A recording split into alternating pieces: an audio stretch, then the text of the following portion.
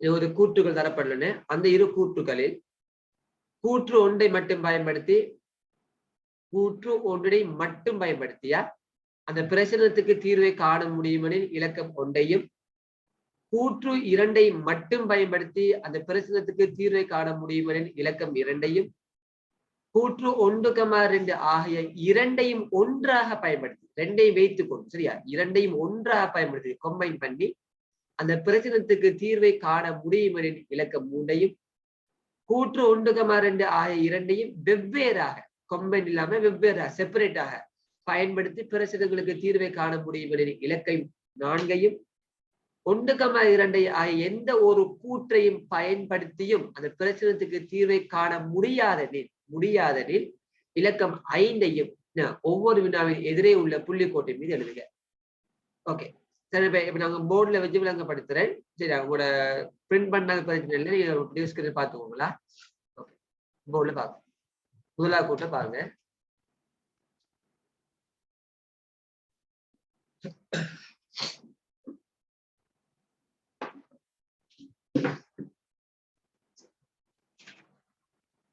முதலாவது பிரச்சனை தரப்பட்டீங்க. கோகம்பரையில் நடைபெற்ற மோட்டார் வாகன ஓட்ட போட்டியில் சித்திக், அச்சுதன், விமலன் ஆகிய மூவருடையும் மிக குறைந்த நேரத்தில் போட்டியை நிறைவு செய்தவர் யார்? அப்ப அந்த கூட்டுல முதலாவது பிரச்சனை தெரிய பார்த்தீங்கன்னா, முதலாவது பிரச்சனை பாத்தீங்கன்னா, ஒரு போட்டி ஒன்று நடைபெறுது, ஒரு மோட்டார் வாகன போட்டி. 3 பேர் கலந்து கொள்றாங்க. யாரு? சித்திக், அடுத்து அச்சுதன்,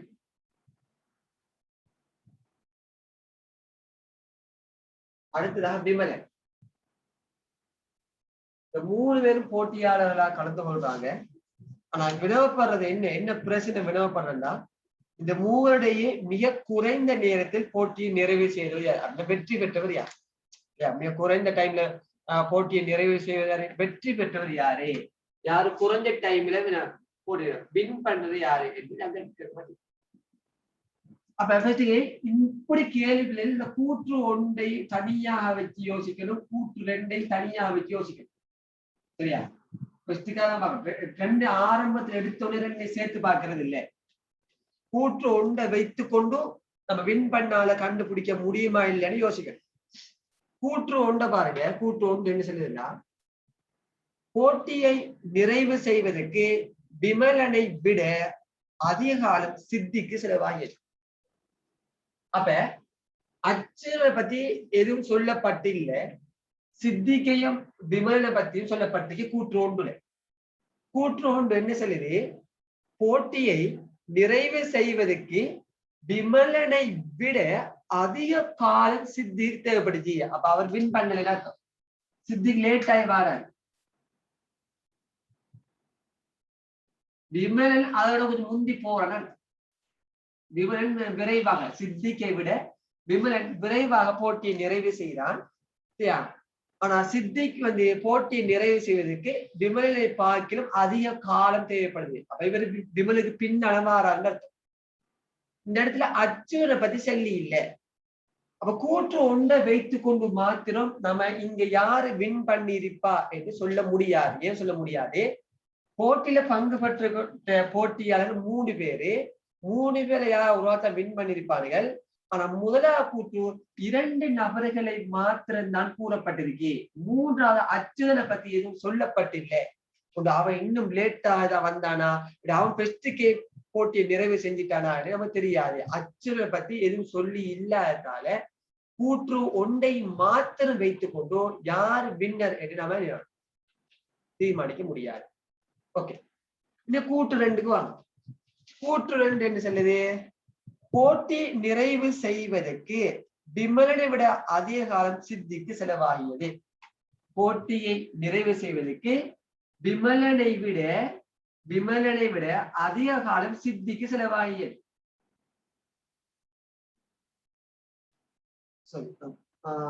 புலிவாசி இது முதலாவது கூற்று. கூற்று 2. கூற்று 2 இரண்டாவது, அச்சுதனை விட குறைந்த நேரத்தில் விமலன் போட்டியை நிறைவு செய்தார். கூற்று 2 சொல்லுது அச்சுதனை விட அச்சுதனை விட குறைந்த நேரத்தில் விமலன் போட்டியை நிறைவு செய்தார். அப்ப விமலன் என்ன குறைந்த நேரத்தில் போட்டியை நிறைவு செய்யறாண்டா அர்ஜுனை விட முந்தி முடிக்காண்டா. அச்சுதனை விட விமலன் குறைந்த நேரத்தில் போட்டியை நிறைவு செய்கிறார். கூற்று 2. அப்ப விமலன் என்ன செய்ய முந்தி முடிக்கான் இல்லையா? விமலன் தான் இவங்க 2 பேருக்கு விமலன் முந்தி போறான். இவங்க 2 பேர்ல இங்க விமலன் முந்தி போறான். இப்ப இவரை தனியா மட்டும் பார்த்தா கூற்று 2 மட்டும் தனியா பார்த்தோம்டா இங்க சித்திக்க பத்தி சொல்லி இல்லை. அப்ப இந்த கூற்று 2ஐ மாத்திரம் பயன்படுத்தி யாரு வின்னர் என்று நம்மள கண்டுபிடிக்க முடியாது. எப்படி கூற்று 1ஐ அங்க அச்சுரனை பத்தி சொல்லி இல்லை, அவனை பத்தி சொல்லி இல்லாம நம்ம யார் வின்னர் கண்டுபிடிக்க முடியாது. கூற்று 2ல சித்திக்க பத்தி சொல்லி இல்லை.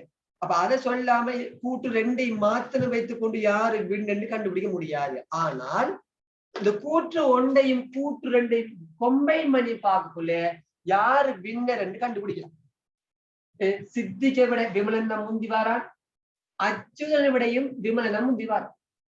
சித்திக்க விடையும் விமலன் முந்தி வாரான், அச்சுதனை விடையும் விமலன் தான் முந்தி வாரான். குயிக்கில் போட்டியை முடிக்கான். அப்ப 2ஐயும் கொம்பைன் பண்ணி பார்க்கல யாரு வின்னர்? விமலன் தான் வின்னர், விமலன் தான் வெற்றியாளர், அவன் தான் குறைந்த நேரத்தில் போட்டியை நிறைவு செய்திருப்பார் என்று நாம் இந்த 2 கூற்றையும் கொம்பைன் பண்ணி சேர்த்து பார்க்கும் போதும் நாம அந்த பிரச்சனத்துக்கு உரிய முடிவை நம்மால் பெற்றுக்கொள்ள முடியும். ஆகவே 2 கூற்றுக்களும் தேவை என்பதால இந்த பிரச்சனத்தை கண்டுபிடிக்கிறதுக்கு இதுல விடையை கண்டுபிடிப்பதற்கு 2 கூற்றுக்களும் தேவை என்பதால இது சரியான விடை இலக்கம் 3வது விடை இலக்கம். முதலாவது கேள்விக்கு 3வது விடை இலக்கம். ஓகேயா? அடுத்த கேள்வி 3 விளங்கிட்டா? முதலாவது கேள்விக்கு 3வது விடை இலக்கம். அடுத்து 3 ஓகே சொல்லுங்க. அடுத்து போறேன் பண்ணுங்க. சரியா? பேசணும். விலங்கி 2 அடுத்து போறேன். விலங்காட்டு நான் திருப்பி விளங்கப்படுத்து. Okay okay. இப்ப கூட்டு 2 போ. வினாயிலக்கம் 2. வினாயிலக்கம் 2.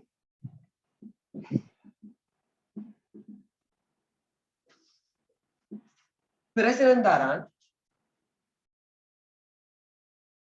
ஆதவன், பீதாம்பரம், நிதர்சன் என்ற 3 ஊழியர்களிடையே அதிகமாக சம்பளத்தை பெறுவர் யார்? இதே மாதிரி கேள்விதான்.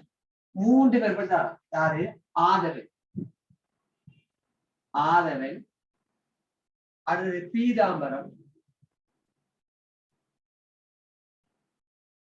3வது நிதர்சன். இதை யாரு கூடுதலாக சம்பளத்தை பெற்றுக் கொள்கிறார் என்று கேட்டார். சரி, இப்ப முதலாவது கூற்று 1 பார்ப்போம். கூற்று 1 மட்டும் பாமா என்ன சொல்றாங்க?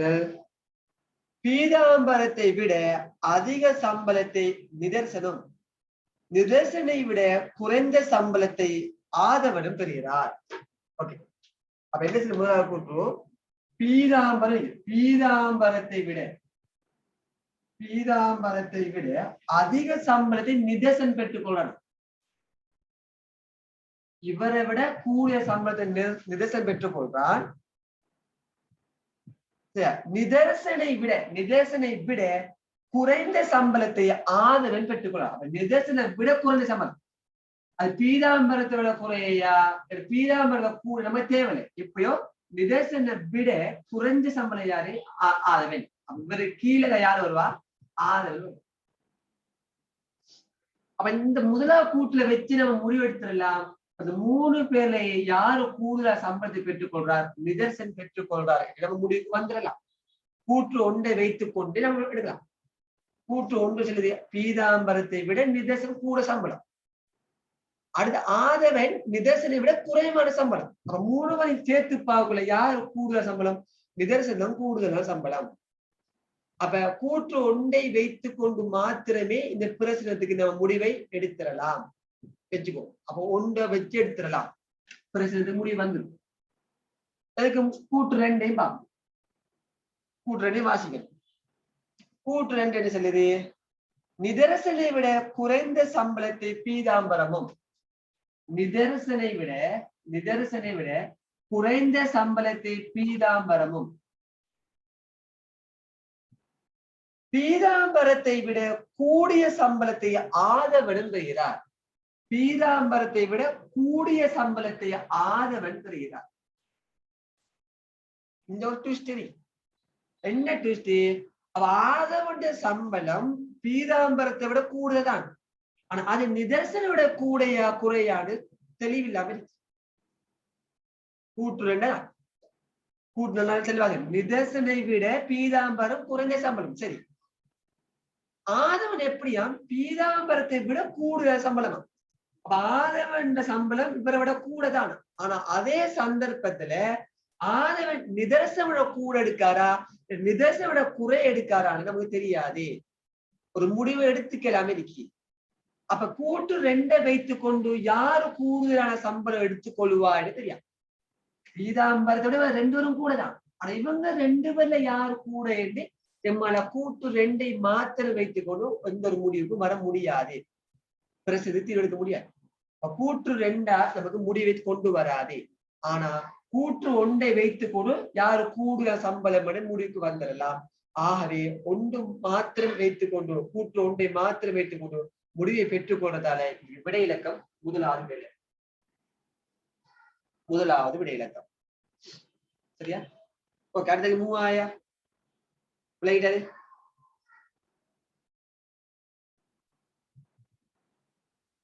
டவுட் இல்லையா? பேசுங்க. 3000 ஓகேனா அடுத்தது போகும். Okay sir. Okay sir. கொஞ்சம் சொல்லுங்க. பேசாம இருந்தீங்க ஒண்ணும் இல்லைங்க. கூட்டுதானே. அடுத்தது பார்ப்போம். 3ஆவது கூட்டம். மகளிர் வித்தியாலயத்தில் நடைபெற்ற இல்லை விளையாட்டு போட்டியில் ஔவை, மாயை, சூசை, கோவை போன்ற இல்லங்களுள் வெற்றி பெற்ற இல்லம் 4 இல்லங்கள் பற்றி தரப்பற்றி பிரசனம். என்ன? ஔவை, மாயை, சூசை, கோவை. இந்த 4 இல்லங்கள்ல எந்த இல்ல வெற்றி பெற்று என்று காட்டுறதுக்காண்டி 2 கூட்டு தரப்பட்டி. முதலாவது கூட்டம் மட்டும் பார்ப்போம். முதலாவது கூற்று என்ன சொல்லுது? ஔவை இல்லத்தை விட குறைந்த புள்ளிகள் மாயை இல்லத்தினால் பெற்றுக் கொள்ளப்பட்டிருந்தது. ஔவை இல்லத்தை விட குறைந்த புள்ளிகளை மாயை இல்லம் பெற்றுக் கொண்டிருந்தது. அப்ப இந்த கூற்றை வைத்துக் கொண்டு யாரு வின்னர் என்று செல்ல முடியாது. யார் ஏன் செல்ல முடியாதுன்னா, சூசைய பத்தியோ கோவைய பத்தியோ எதுவுமே தரப்பட்டில்லை. இப்ப கூற்று 1 மாத்திரம் வைத்துக் கொண்டு யாரு வின்னர், எந்த இல்ல வின் பண்ணித்தினே சொல்ல முடியாது. ஓகே, 2 கூற்று 2 என்ன சொல்லிருக்காங்க? கூற்று 2 என்ன சொல்லுது? சூசை இல்லத்தை விட அதிகமான புள்ளிகள், சூசை இல்லத்தை விட அதிகமான புள்ளிகள் கோவை இல்லத்தினால் பெற்றுக் கொள்ளப்பட்டிருந்தது.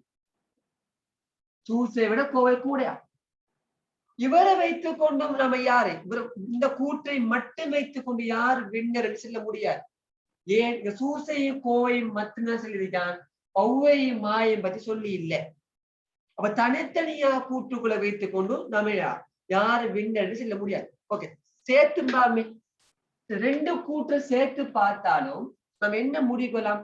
மாயை விட ஔவை முன்னுக்கு இருக்காரு, சூசை விட கோவை முன்னுக்கு இருக்காரு.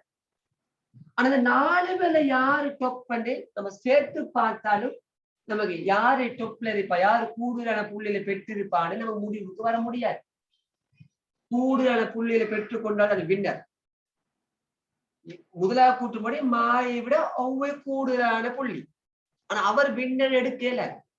மிச்ச 2 இல்லத்தை பத்தி தெரியாது. 2வது கூற்றுல சூசையை விட கோவை கூடிய புள்ளி, அதுல அவரை வின்னர் சொல்ல முடியாது. மிச்ச 2 இல்லத்தை பத்தி தெரியாது.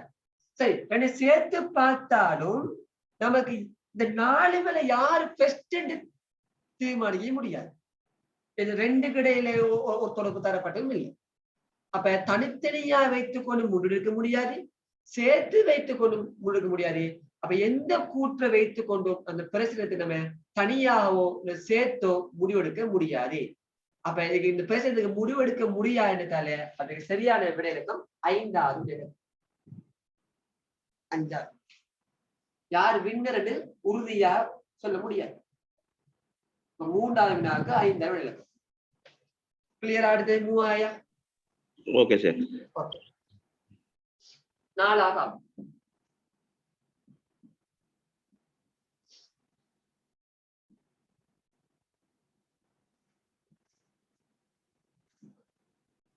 4வது வினா பாருங்க. உணவகத்தில் அதிக அளவு அப்பம் தயாரிக்கப்படுவது திங்கள், புதன், வெள்ளி போன்ற 3 நாட்கள் எந்த நாள்? 3 நாள் தான். திங்கள், புதன், வெள்ளி. இந்த 3 நாட்கள்ல எந்த நாள் அதிக அளவு அப்பம் தயாரிக்கப்படுது? செவ்வாய் பத்தியோ இந்த ஒண்ணு சொல்லி இந்த 3 நாள்லாம் பார்க்கணும். ஓகே. கூற்று உண்டு பாமே. கூற்று உண்டு. வெள்ளியை விட குறைந்த அளவிலான அப்பம் திங்களும், வெள்ளியை விட குறைந்த அளவான அப்பம் திங்களை விட கூடிய அளவான அப்பம் புதனும் தயாரிக்கப்படுது. திங்களை விட கூடுதலான அளவு அப்பம் புதனும் தயாரிக்கப்படுது. ஆனா இங்க ஒரு ட்விஸ்ட், திங்களை விட கூடுதல் அப்பம் புதன் தயாரிக்கப்படுதான். ஆனா அங்க தயாரிக்கப்படுற அப்பங்கள் எண்ணிக்கை வெள்ளியை விட கூடையா குறையான்னு நமக்கு சொல்லல. ஆனா நம்ம இது என்ன ஒரு முடிவுக்கு வரலாம்? திங்களை விட வெள்ளியும் புதனும் கூடுதலான அப்பம் தயாரிக்கப்படுது என்று நம்ம எடுக்கலாம். ஆனா இதுல எந்த நாள்ல கூடுதலான அப்பம் தயாரிக்கப்படுகிறது முடிவுக்கு வர முடியாது. இந்த கூற்றுப்படி நம்ம ஒரே ஒரு முடிவு வரலாம். திங்களை விட இந்த 2 நாளும் கூடுதலான அப்பம் தயாரிக்கப்படுது, அதான் வரலாம்.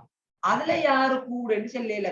இந்த கூற்றை வைத்துக் கொண்டு எந்த நாள் அதிக அளவான அப்பம் தயாரிக்கப்படுது என்று அதை ஒரு நாளை கண்டுபிடிக்க இயலாது. சரி, கூற்று 2 பார்ப்போம். கூற்று 2 என்ன சொல்லுது? திங்கள் மற்றும் புதன் போன்ற 2 நாட்களிலும் தயாரிக்கப்படும் அப்பங்களின் கூட்டுத்தொகை. திங்கட்கிழமையும் புதன்கிழமையும் இந்த 2 நாட்களும் தயாரிக்கப்படும் அப்பங்கள் கூட்டுத்தொகைக்கு சமனான அளவு அப்பம் வெள்ளிக்கிழமை தயாரிக்கப்படுது. அப்ப இங்க தயாரிக்கப்படுற அப்பங்களோட எண்ணிக்கையும் புதன்கிழமை தயாரிக்கப்படுற அப்பங்களோட எண்ணிக்கையை கூட்டி வார விடைதான் வெள்ளி என்றா. இந்த கூற்று 2 வச்சு நம்ம முடிவெடுக்கலாம். வெள்ளிக்கிழமை தான் கூடுதலான அப்பம் தயாரிக்கப்படுது எடுக்கலாம். இந்த கூட்டுத்தொகை அந்த வெள்ளிக்கு வருது. கூற்று 1 வைத்துக் கொண்டு நம்ம முடிவெடுக்க முடியாது. கூற்று 2 மாத்திரம் பயன்படுத்தி முடிவெடுத்துடலாம். யாரு கூடுதலான 2 நாட்கள் தயாரிக்கப்படும் அப்பங்களோட கூட்டுத்தொகை தான் வெள்ளியா இருக்கு. அப்ப வெள்ளிதான் கூடுதல் அப்பம் தயாரிக்கப்படுது. அப்ப இந்த பிரச்சனத்துக்கு கூற்று 2 மாத்திரம் வைத்துக் கொண்டு நம்ம முடிவெடுக்கலாம். அப்ப சரியான விடையிலக்கம் 2வது விடையிலக்கம். சரியா? 4வது வினாவுக்கு 2வது விடையிலக்கமா? 3வது அடுத்த வினாக்கு. ஓம் சார் 3ஆங்க. 5வது பாப்போம்.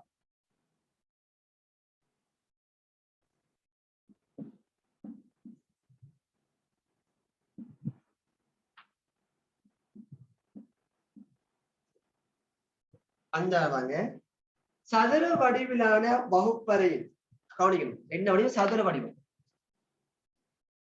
ஒரு சதுர வடிவிலான ஒரு வகுப்பறையின் அடிப்பகுதியை முழுமையாக மூடப்படுவதற்கு 30 சென்டிமீட்டர் 30 சென்டிமீட்டர் அளவுள்ள மார்பிள் கற்கள் எத்தனை தேவைப்படும்? மூட போறான். இதுக்கு நீளம் 30, அகலம் 30, இப்படி வாரமாறு எத்தனை மார்பிள் கற்கள் தேவை என்று கேட்கலாம். ஒரு கணித அடிப்படை கேட்கலாம். ஓகே, எத்தனை மார்பிள் தேவை அந்த வகுப்பறை தரைப்பகுதியை மார்பிளால மூடுறதுக்கு? கூற்று 1 பார்ப்போம்.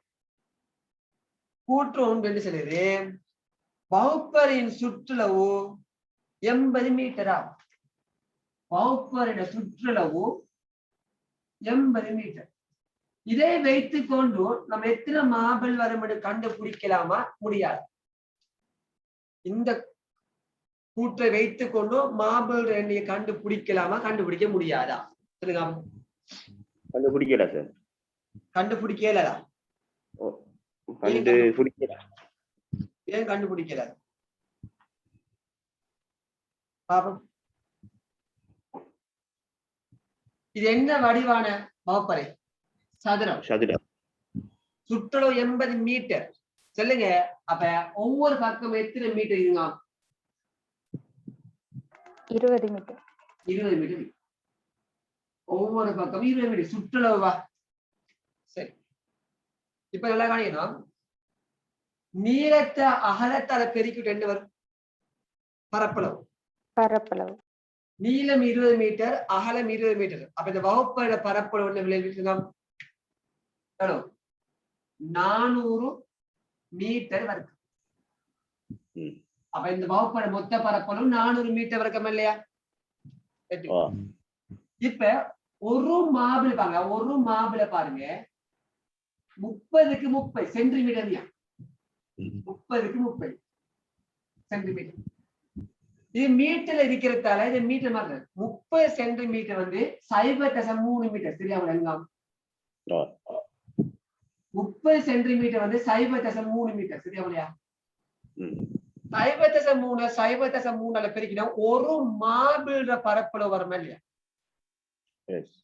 0.3 விட 0.09 மீட்டர் வர்க்கம் இது எத்தனை ஒரு மார்பிள் பரப்பளவு மொத்த தரையிட பரப்பளவு 400 மீட்டர் வரைக்கும் மொத்த தரையிட பரப்பளவு ஒரு மார்பிளோட பரப்பளவால வகுத்துட்டா மார்பிள் எண்ணிக்கை வருமா வராதா அப்ப கூற்று ஒன்றை வைத்துக் கொண்டு தேவையான மார்பிள் எண்ணிக்கை கண்டுபிடிக்கலாமா கண்டுபிடிக்க முடியாதா கண்டுபிடிக்கலாம் சரியா யோசிக்கணும் எடுத்தது அதை எடுக்கணும் மொத்தம் மார்பிள் அந்த தரையிட பரப்பளவு 400 மீட்டர் வரைக்கும் சரியா ஒரு மார்பிள் வந்து 0.3 மீட்டர் நீளமும் 0.3 மீட்டர் ஆகலாம் அப்ப அது ஒரு சதுர வடிவம் தான் அதோட பரப்பளவு 0.09 நீ கணக்குல செஞ்சு பார்த்தே இல்லை ஐடியா நம்ம தரவை வைத்துக் கொண்டு விட எடுக்க முடியுமா முடியல அந்த சுருக்கி விடலாம் காண போறோம் அப்ப மொத்த தரையிட பரப்பளவை ஒரு மார்பிளோட பரப்பளவால வகுத்தோம்னா எத்தனை மார்பிள் தேவைப்படும் என்று கண்டுபிடிக்கலாம் அப்ப கூற்று ஒன்றை வைத்துக் கொண்டு நாம் என்ன செய்யலாம் இந்த பிரச்சனத்துக்கு தீர்வை பெற்றுக்கொள்ள முடியும் எத்தனை மார்பிள்னு கண்டுபிடிக்கலாம் ஓகே கொண்டு ஓகே இப்ப கூற்று 2 பார்ப்போம்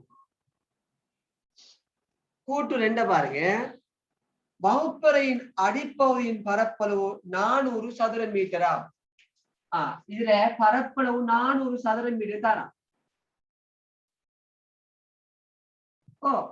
இதை வச்சு கண்டுபிடிக்காத சுற்றுலா தேவையில்லை நம்ம சுற்றுலா வைத்து நம்ம என்ன கண்டுபிடிச்சோம் முதலாவது கூற்றுல பரப்பளவு தானே இப்ப சுற்றுலா நம்ம டிரெக்டா பரப்பளவை தந்துட்டான்